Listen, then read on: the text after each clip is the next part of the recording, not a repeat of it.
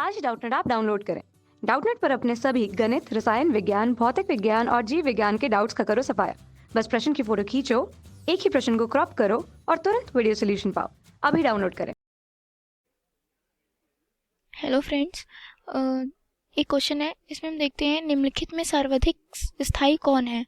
तो अगर हम इस क्वेश्चन को ध्यान से देखें तो यहाँ पर जितने भी एलिमेंट्स ये दिए गए हैं, यहाँ पर सबके हाइड्राइड दिए गए हैं। ये चीज़ इस ऑप्शन में कॉमन है। तो अगर एलिमेंट्स को ध्यान से देखें तो ये एलिमेंट्स भी एक ही समूह के हैं। आपने पीरियोडिक टेबल अगर ध्यान से पढ़ी होगी और देखी होगी पहले के चैप्टर्स में, तो आप आसानी से ये पता लगा सकते हैं कि जैसे आर्सेनिक है और Sp है,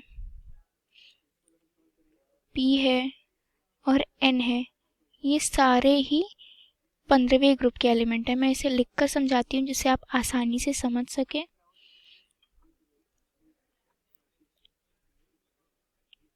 15वें समूह के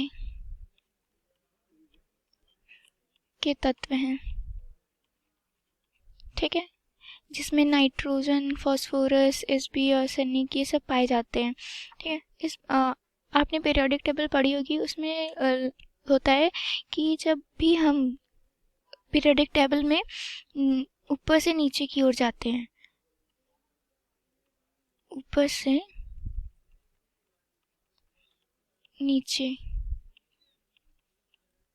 की ओर जाते हैं, किसमें, पीरियोडिक टेबल,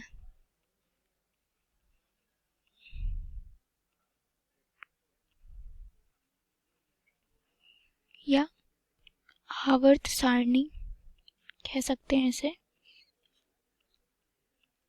आवर्त सारणी में जब भी हम नीचे की ओर जाते हैं तो क्या होता है, एलिमेंट का साइज बढ़ता है। एलिमेंट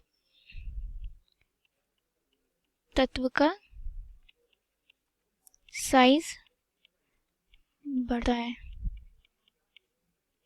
तो इससे क्या होता है कि जब एलिमेंट का साइज बढ़ता है तो सेंट्रल एटम जो होता है, जो हमारा बीच का परमाणु होता है, किसी भी एटम के सेल में उसके बीच का जो परमाणु होता है वो उसका साइज भी बढ़ने लगता है। जैसे कि हम किसी का भी, जैसे कि मान लेते हैं ये परमाणु कोई एटम है, इसमें अगर हम नीचे की ओर आवर्त सारणी में जाएंगे तो ये एटम सेंट्रल एटम कहलाता है। तो जब नीचे की ओर जाएंगे तो ये एटम भी बढ़ने लगेगा, फिर ये एटम, इसकी ये कोश बढ़ेगा। जैसे जैसे हम पीरियोडिक टेबल में नीचे आएंगे, कोश का जो साइज होगा वो बढ़ता जाएगा। तो जब साइज बढ़ेगा तो सेंट्रल एटम भी अपने आप ही बढ़ेगा। उससे क्या होगा, हम लोगों की जो विद्युत नकारात्मकता होती है वो बढ़ने लगती है, जिसे हम इलेक्ट्रो नेगेटिविटी कहते हैं। वो क्या होगी, वो हमारी कम हो जाएगी, कम होगी।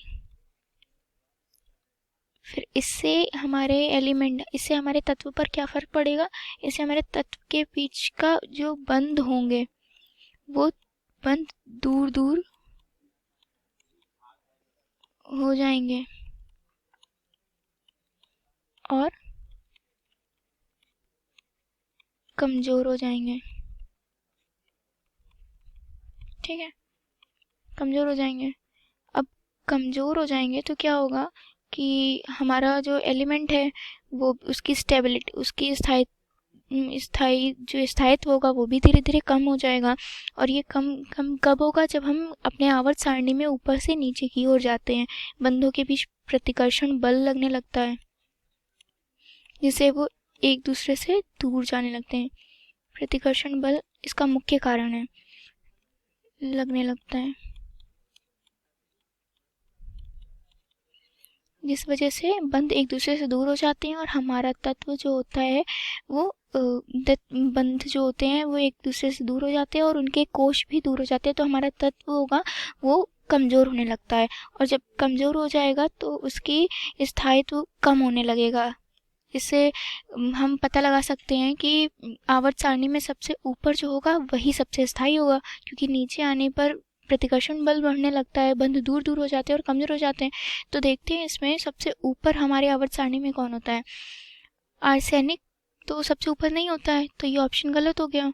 एसबी भी सबसे ऊपर नहीं होता है, एसबी के ऊपर भी होते हैं, तो ये भी गलत हो गया। फॉस्फोरस भी नहीं होता है सबसे ऊपर हमारा नाइट्रोजन होता है, तो ये आंसर हमारा करेक्ट है।